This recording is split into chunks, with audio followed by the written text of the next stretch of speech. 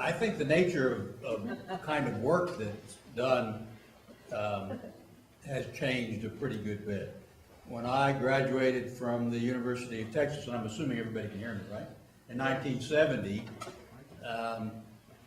I would say probably better than half of the graduates went into some form of physical harm work, personal injury work. And there were a lot of opportunities to do that kind of work on the defense side in big firms and in smaller specialty firms, and on the plaintiff side if you couldn't get a job with those higher paying firms. And now that's pretty much over in major metropolitan areas, and it's made it really more difficult for people to get started in the profession. I think maybe, at least in terms of my practice, in the mid to late 70s, a lot of lawyers who had tried personal injury cases, and of course later compensation litigation, which is the kind of work that lawyers, young lawyers, did to learn how to be trial lawyers. That went away as a result of legislative changes. So the whole physical harm game changed.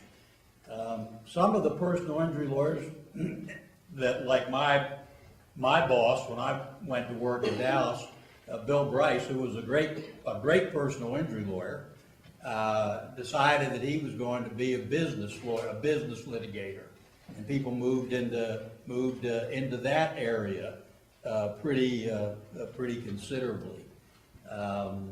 Then we had the rise of the family law profession.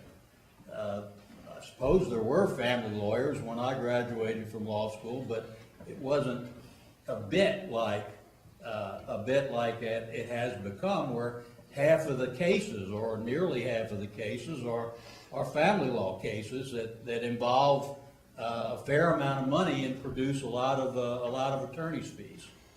And I guess related to all that, so at some point along the way, the legal profession, lawyers and judges, decided that they should have a pretty significant appreciation for the legal rules that would govern the litigation process. So we ended up with board specialization in the 70s that changed things considerably. So the kind of work that we've done and the approach that we've taken to it has changed a great deal.